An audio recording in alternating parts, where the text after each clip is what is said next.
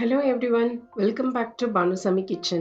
இன்னைக்கு நம்ம என்ன ரெசிபி பார்க்க போறோம்னா இறால் தொக்கு அதாவது prawns gravy எப்படி செய்யலாம்ன்றத பார்க்கலாங்க. இது நம்ம மசாலாலாம் அரைச்சு செய்ய போறோம். ரொம்ப டேஸ்டா இருக்கும். இட்லிக்கு, தோசைக்கு, சாப்பாட்டுக்கு பிசைஞ்சு சாப்பிட்டீங்கன்னா அவ்வளோ அருமையா இருக்கும். வாங்க இதை எப்படி செய்யலாம்ன்றத பார்க்கலாம். வீடியோக்குள்ள போறதுக்கு முன்னாடி மறக்காம சப்ஸ்கிரைப் பண்ணுங்க and bell icon-ஐ கிளிக் பண்ணுங்க. ஒரு கடாய் எடுத்துக்கங்க. அதுல 1 டேபிள் ஸ்பூன் எண்ணெய், 5 காஞ்ச மிளகாய்,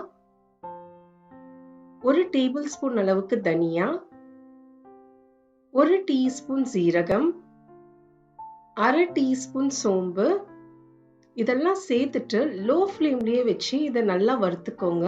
ஒரு 30 செகண்ட் வறுத்தா போதுங்க. லோ ஃப்ளேம்லயே வச்சுக்கோங்க அடுப்பு தீய. இது கூடவே கொஞ்சமா மிளகு சேர்த்துக்கோங்க. மிளகு காரம் சேர்த்து செய்யும் போது டேஸ்ட் நல்லா இருக்கும். கொஞ்சமா கருவேப்பிலை, ஒரு பாதி வெங்காயத்தை இந்த மாதிரி பொடிசா நறுக்கி சேர்த்துக்கோங்க. சேர்த்துட்டு இது 1 நிமிஷம் லோ ஃப்ளேம்லயே வறுத்துக்கோங்க. நல்லா வறுத்துட்டு இந்த வெங்காயம் நமக்கு பொன்னிறமாலாம் ஆகணும்னு அவசியம் இல்லைங்க. இதை ஆற வச்சு இதை மைய அரைச்சி எடுத்துட்டு வந்துருங்க. இப்ப அதே கடாயில ஒரு 3 டேபிள் ஸ்பூன் அளவுக்கு எண்ணெய், கொஞ்சமா ஒரு 1/4 டீஸ்பூன் அளவுக்கு சோம்பு சேர்த்துக்கோங்க. இது கூடவே கொஞ்சமா கருவேப்பிலை, ஒரு 3 மீடியம் சைஸ் வெங்காயத்தை நல்லா பொடிசா நறுக்கி சேர்த்துக்கோங்க.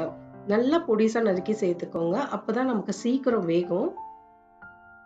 சேர்த்துட்டு இத பொன்னிறம் ஆகுற வரைக்கும் நல்லா வதக்கிக்கோங்க.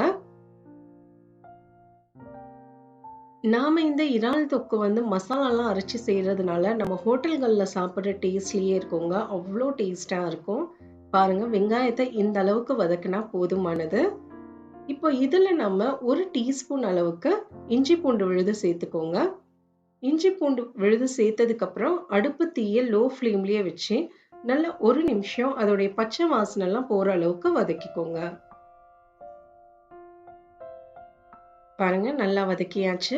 இதுல மீடியம் சைஸ் தக்காளியை நல்லா பொடிசா நறுக்கி சேர்த்துக்கோங்க.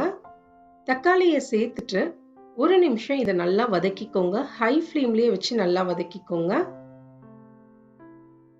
1 நிமிஷம் இதை நல்லா வதக்கிட்டு இதை மூடியை போட்டு நம்ம வேக வைக்க போறோங்க.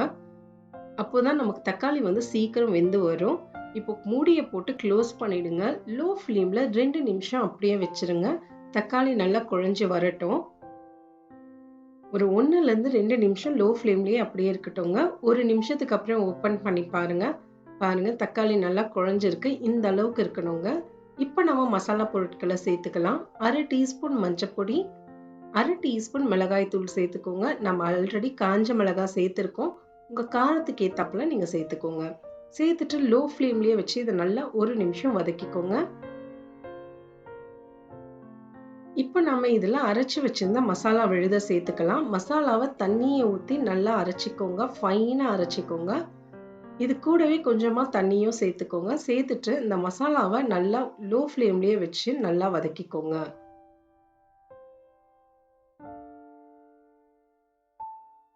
இப்ப பாத்தீங்கன்னா மசாலா நல்லா வதக்கியாச்சு.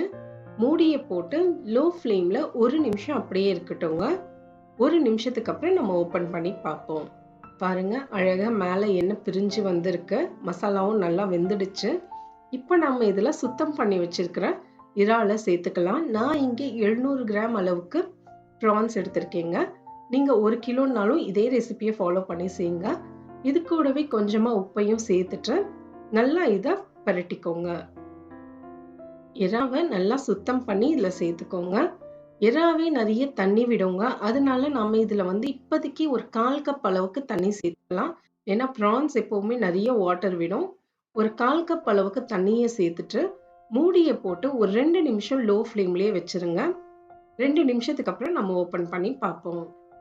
பாருங்க, நான் சொன்ன மாதிரி இறாவே நிறைய தண்ணி விட்டுருக்கு. இப்போ இந்த தண்ணி வத்துற அளவுக்கு உங்களுக்கு கிரேவி எந்த அளவுக்கு கன்சிஸ்டன்சில வேணுமோ அந்த அளவுக்கு இதை நீங்க ஃப்ரை பண்ணிக்கோங்க. ஒரு 1 நிமிஷம் ஹை ஃப்ளேம்லயே வச்சு நல்லா ஃப்ரை பண்ணிக்கோங்க. இல்ல உங்களுக்கு கிரேவி இந்த அளவுக்கு போதும் அப்படின்னா இந்த ஸ்டேஜ்ல இறக்கிடுங்க. பாருங்க, நல்லா திக்காயிடுச்சு. இப்போ அகைன் மூடியை போட்டு ஒரு 1 நிமிஷம் லோ ஃப்ளேம்லயே இருக்கட்டும்ங்க. 1 நிமிஷத்துக்கு அப்புறம் நம்ம ஓபன் பண்ணி பார்ப்போம். 1 நிமிஷத்துக்கு அப்புறம் பாருங்க, மேல அழகா எண்ணெய் பிரிஞ்சு வந்திருக்கு. எனக்கு கிரேவி கன்சிஸ்டன்சியில் வேண்டாம், கொஞ்சம் தொக்கு கன்சிஸ்டன்சியில் இருக்கணுன்றதுனால நான் இந்த ஸ்டேஜில் எடுத்திருக்கேன். உங்களுக்கு கிரேவி மாதிரி வேணும்னா நீங்கள் முன்னாடி ஸ்டேஜ்லேயே எடுத்துருங்க. அவ்வளோதாங்க, நமக்கு ப்ரான்ஸ் தொக்கு ரெடி ஆயாச்சு. இது இட்லிக்கு, தோசைக்கு, சாப்பாடில் பிசைஞ்சு சாப்பிட்டிங்கன்னா அவ்வளோ அருமையாக இருக்கும். நம்ம மசாலாலாம் சேர்த்து அரைக்கிறதுனால இதோடைய சுவை ஒரு சூப்பராகவே இருக்கும். ட்ரை பண்ணி பாருங்கள். எப்படி வந்ததுன்றதை எனக்கு கமெண்ட்ஸில் சொல்லுங்கள். மறக்காமல் சப்ஸ்கிரைப் பண்ணுங்கள் அண்ட் பெல் ஐக்கானை கிளிக் பண்ணுங்கள். இன்னொரு வீடியோவில் பார்க்கலாம். தேங்க்யூ ஃபார் வாட்சிங்.